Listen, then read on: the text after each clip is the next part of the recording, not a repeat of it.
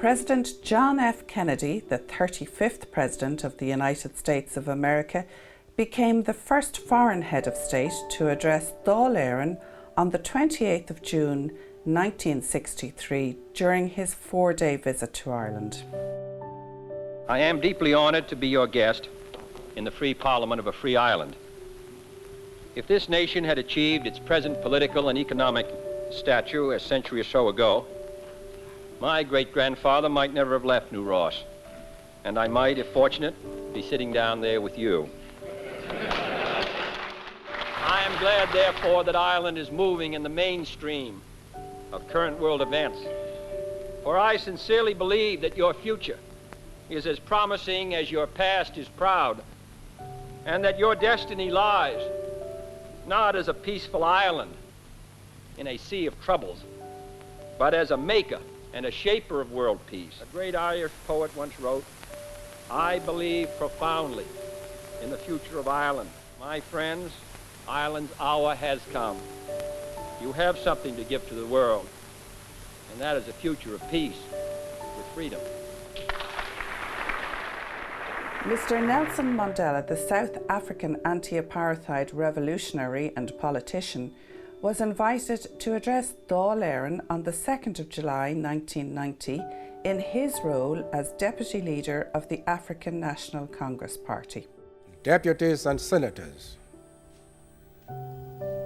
friends, ladies and gentlemen, it is with a feeling of great privilege that we stand here today to address this House. Your support for our endeavors to transform South Africa into a united, democratic, non-racial, and non-sexist country. Your love and respect for our movement and the millions of people it represents. This gives us enormous strength and assures us of the certainty of our common victory.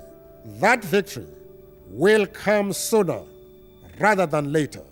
Together, we will win. Thank you. President Bill Clinton, the 42nd President of the United States of America, addressed a joint sitting of Dáil and Shannon on the 1st of December 1995.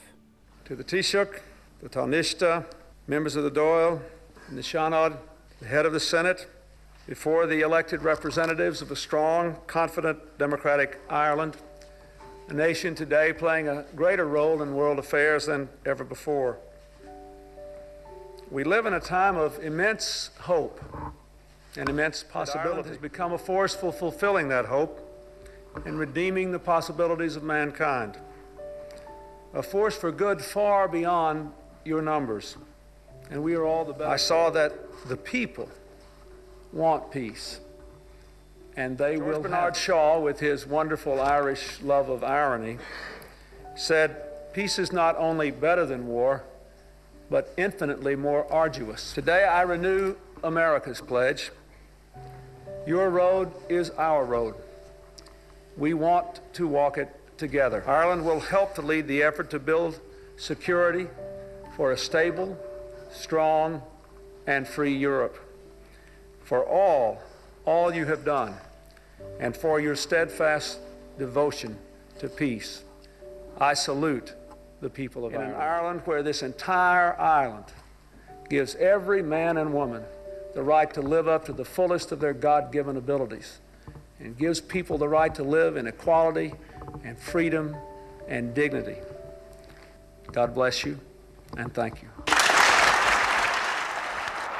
Mr. Tony Blair, Prime Minister of the United Kingdom of Great Britain and Northern Ireland, addressed a joint sitting of Dáil and Shannon on the 26th of November 1998, shortly after the Good Friday Agreement of the Northern Ireland peace process.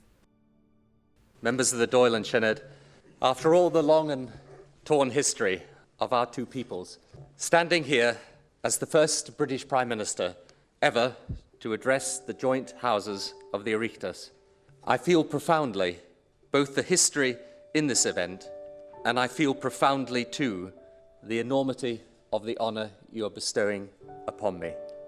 From the bottom of my heart, Goromil ma agiv. Virtually every community remembers that its roots lie in Irish migration to the mines of Britain. So, like it or not, we, the British and the Irish, are irredeemably linked together. And each generation in Britain, as you, sir, said, has benefited, as ours does, from the contribution of Irish men and women. Irish parliamentarians have made a major contribution to our shared parliamentary history. Let me single out just two. Daniel O'Connell, who fought against injustice to extend a franchise restricted by religious prejudice.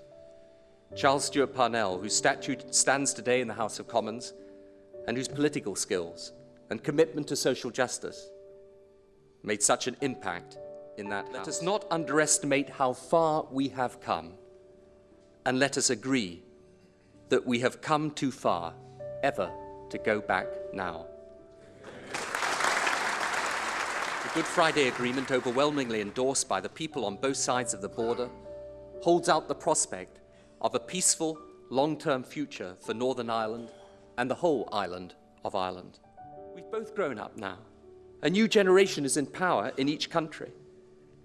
And we now have a real opportunity to put our relations on a completely new footing. Our ties, of course, are rich and diverse already. Our theatres are full of Irish plays. Our television is full of Irish actors and presenters. Your national football team has a few English accents too. I hope that today it does mark a new beginning of shared hope for both of us. The 21st century awaits us. I say to you, let us confront its challenge with confidence, and together, both of us, give our children the future they deserve. Thank you.